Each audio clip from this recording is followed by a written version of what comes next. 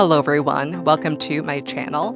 My name is Emmy. This is day 4 of the 12 days of Yule. The 12 days of Yule is my daily practice where we go from December 20th through the 31st. And it's really a great opportunity to think about what feels aspirational for the new year, an opportunity to think about what we may want to continue working on, and even think about what we want to have come to a culmination, come to an ending. The seeds we plant now make a huge difference in what's to come. And sometimes you have to clear old things away in order for those new opportunities to be able to come in, take root, and change your life for the better. This is a time for reflection, for discernment. This is also a process that I designed where even if you wanted to follow along to watch me, or if you want to do it yourself, the prompts that I've created that I do use as a means of reflecting more thoughtfully, more carefully, in a more holistic way, I do have them designed so that if you want it to be more of a journaling process, you can embrace it that way. If you are not terribly witchy, if you are wanting to treat it more like a daily ritual, daily spellcasting, by all means, I encourage you to do so as well. And also because we're not really in an either or space here, if you're dabbling in witchcraft in some way and you're like, I'm on the fence, that's perfectly fine. You can treat this time as an entry point to think about where you may want to do spell casting in the future. It doesn't have to be either or. You could just be along for the ride. I'm open to all of the above. I'm glad that you're here, honestly. So thank you for that. With this being day 4 of the 12 days of Yule, if you've been following along, then you know that day 4 means that it is a 4th house day. In astrology, the 4th house is all about the home, one's most personal and intimate life, one's family, both childhood and adult, one's mother or father, one's forebears, one's native land, one's past and relationship to tradition, real estate, lands, and the end of life. This is a beautiful continuation on yesterday's prompts and reflections. So if there are areas that really feel rooted, and if there are areas that you felt like you were touching on, but we really weren't going as far deep into certain subject matter because we were talking about siblings, things of that nature, that's related to family. But again, it's a little bit more specific to parentage, to ancestry with the 4th house by comparison.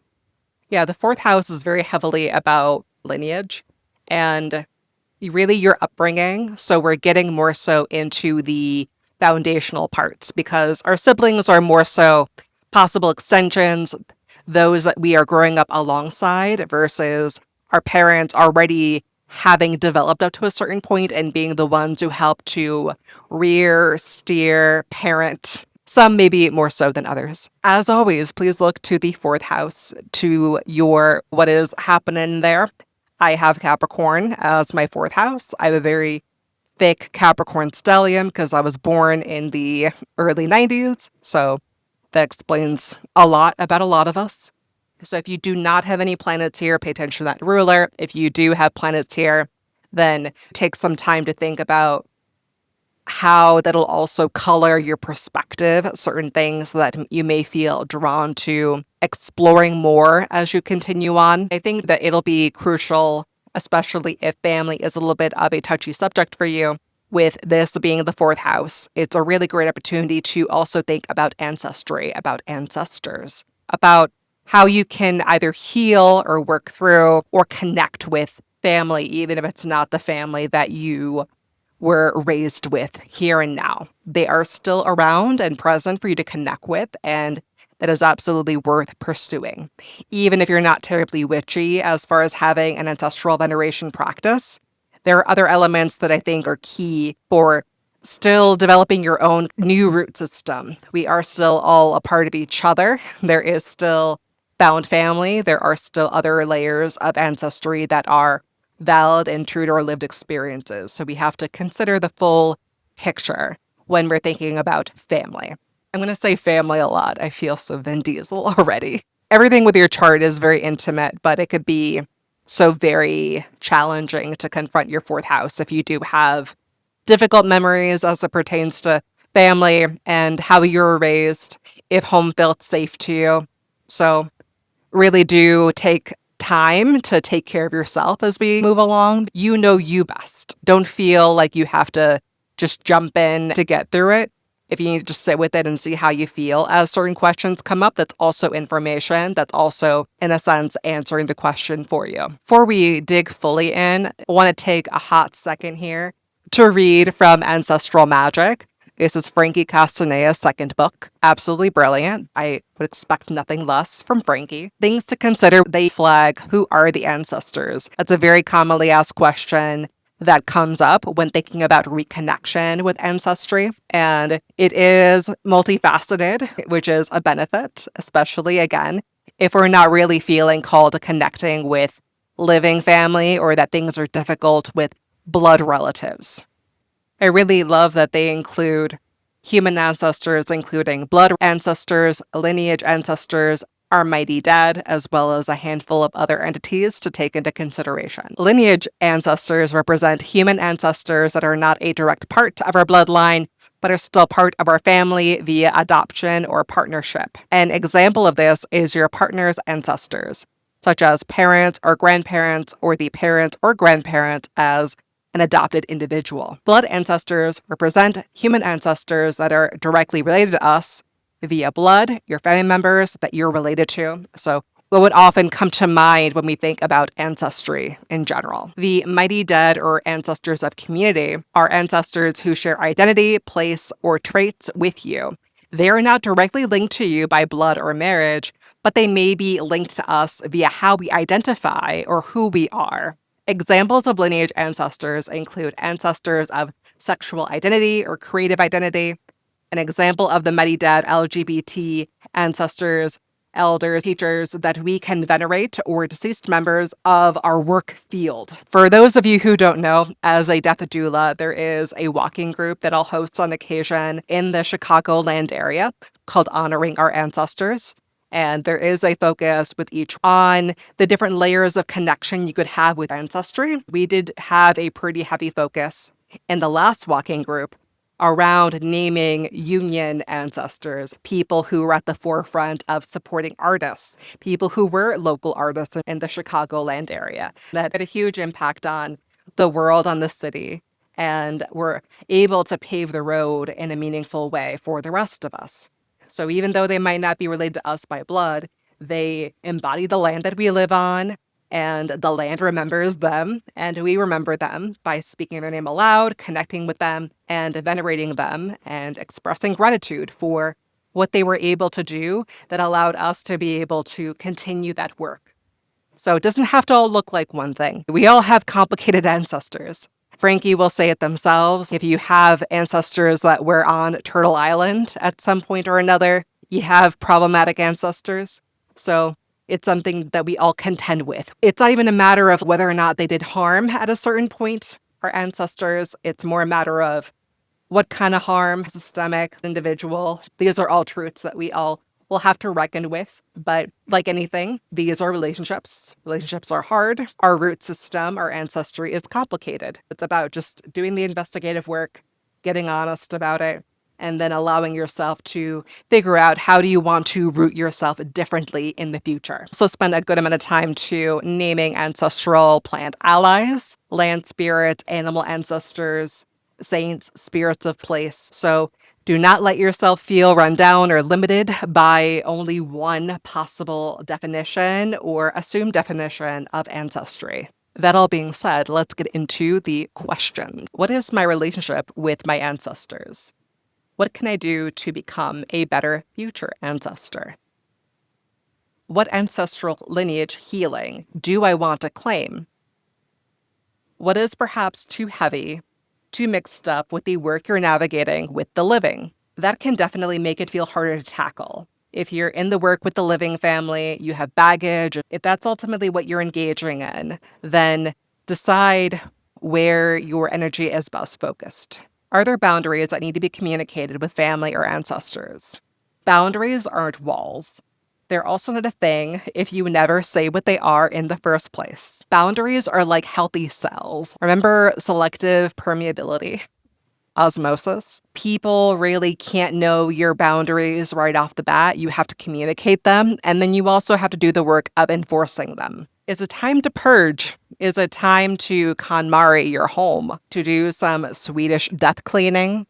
Is it time to retire any old furniture and to consider investments later on? It could also be a matter of evaluating where you currently are as far as these things go, and then making the plan to budget for the future.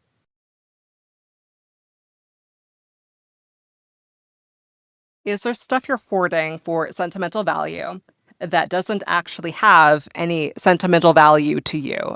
If you've kept it forever and it keeps going from one box in one apartment to another box in another apartment, never really to have a real home and to mean something meaningful to you, then that's information worth exploring. Are there any traditions you want to revive?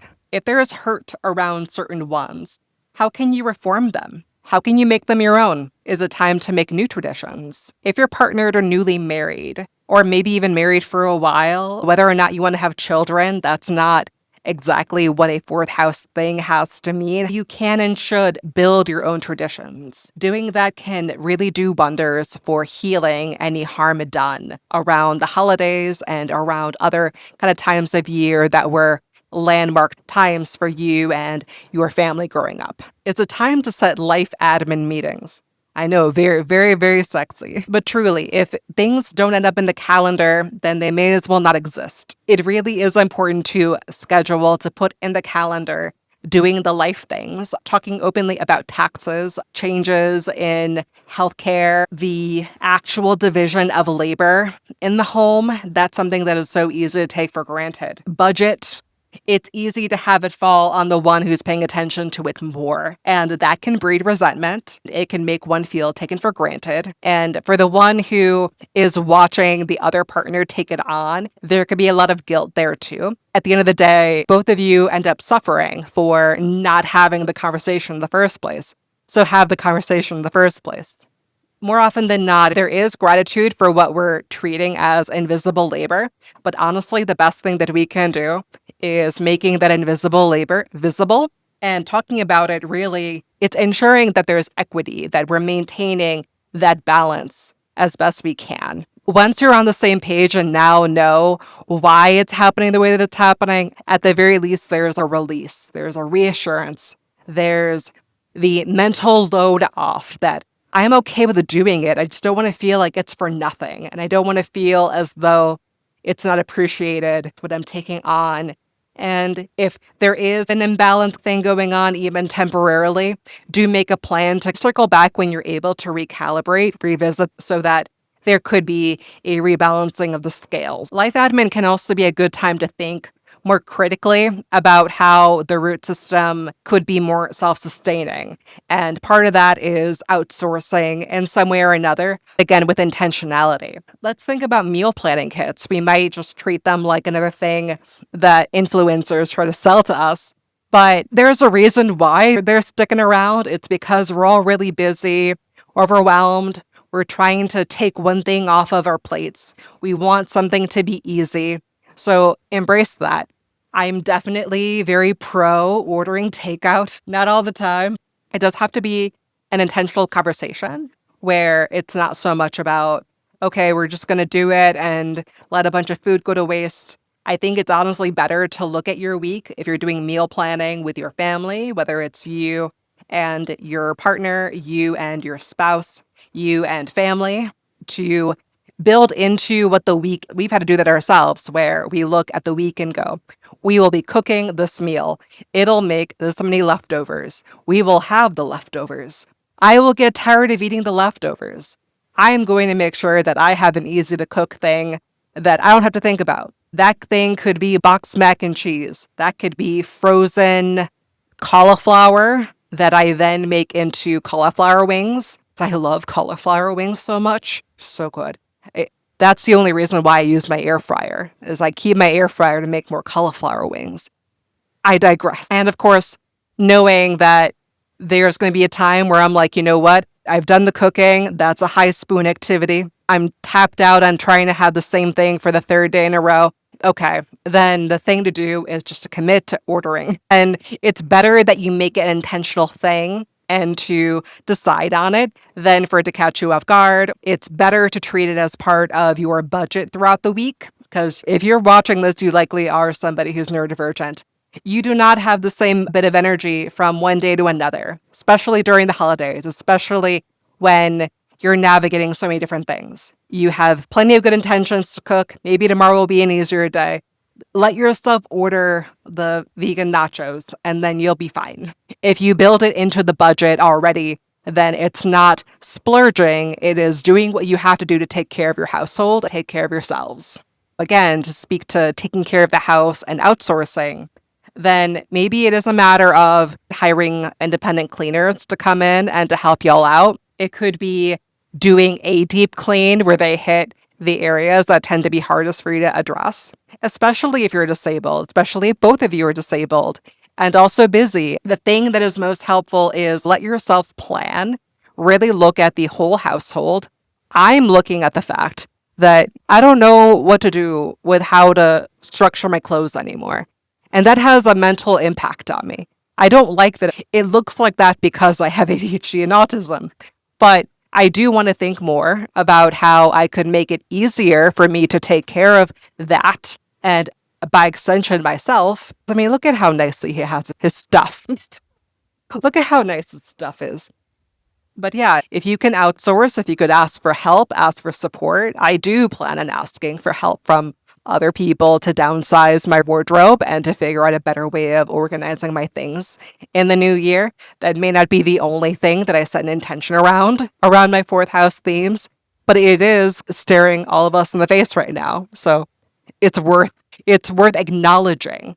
I'm not going to hold anybody to a whole 12 days of being honest without also addressing my pile in the room. So really let yourself speak freely. Talk about what does feel like a hang up for you. Talk about planning the cleaning. What can you do to begin to plan out the cleaning more? Is it a matter of having a schedule? Is it a matter of having more day-to-day routine cleanups? I know that we really glamorize the weekly reset for a hot second, but that can also make it feel like you let everything devolve throughout the week and then you go crazy on Sunday and then Monday rolls around and then you feel awful again. Is it a matter of a weekly reset, or is it a matter of letting yourself have more of a schedule of, I'm going to do this room, I'm going to do this task, and then make it more manageable? It does have to be a conversation. It does have to stem from that life admin time, whether it's you and your partner, you and your roommate, whatever the dynamic is. Whatever is mutually agreed on and feels supportive to the ones in the household is the only thing that matters. I know, again, it's the holidays, it's complicated. Family is complicated, ancestry is complicated. Our relationship with parents is complicated. How much access do you want to give your parents to your life? With the fourth house being about parents and about caregivers and foundations, I do want us to take a moment here to make sure that, because this is the 23rd, tomorrow is Noche Buena, it is Christmas Eve, then it'll be Christmas Day, and then maybe you're still around your family. I do want you to think about how that relationship feels. That if you know when you're going to go to your aunt's house, your family's house, that you devolve back into the version of you that you were when you were a teenager. I think it's important to go back to that question around ancestry, around those boundaries, as far as how much access do you want certain people to have to you? And do you create an exit plan for yourself if need be, if they are habitual line crossers? When you've made it clear that they crossed a line and that they keep doing it and you're trying to enforce the boundary, if they keep crossing it, then I encourage you to reflect on what you can do differently in the future. We're talking about sphere of control like we were in day 3, that you are the one that will have to change. Unfortunately, if things haven't been changing, if you've been trying to hold them accountable, maybe you've even done family therapy together, it's still not moving in the direction you want it to go in, then I think it's plenty time for you to declare for yourself, when this thing comes up, I leave. when I hear these words and I make my initial, we're not doing that, if they begin to go down that road, then that was on them. You gave them the warning. They continued on ignoring you. You're allowed to leave. And maybe it's more complicated than that, but figure out some way to remove yourself. Maybe leaving is fully leaving the home. Maybe leaving is exiting the conversation. I think it's important when we're thinking about root systems and support, about who within our family units we can look to back us up when these things are happening. I know it's hard, but if you have been advocating for what you need and your parent is still treating you poorly and things haven't even improved in any meaningful ways, then you are more than allowed to figure out what the new era is. Looking at my parent, what does it mean for me to be a caregiver? What does it mean for me to now give myself what they did not give me? What do I have to do in order to take the fourth housey things that I know that I need to feel safe and secure and good in my home and apply that to me now? We all deserve to feel safe. The fourth house can be so much about safety and about having our needs met and the ways in which we feel security. If family is a root system and we got some rotten roots, then it's never going to feel good. So how can you look to what has happened in the past, even if it's difficult, and begin to define how you want to act differently? If parents are not a safe space, if they're not safe people for you, then how can you begin to give yourself that care that you weren't given before? How can you begin to bring that back in, whether it is a matter of the found family, the lineage, the ancestry, or anybody else who you may be living with that is going to be that foundation for you hereafter? Because we can't do anything about what happened in the past, but we can make decisions about drawing the boundaries, doing the protection magic, doing the other general work that is fourth housey to allow us to begin to exhale when we're in places and in spaces that are fourth house in nature. I hope that you feel affirmed. I hope you feel held.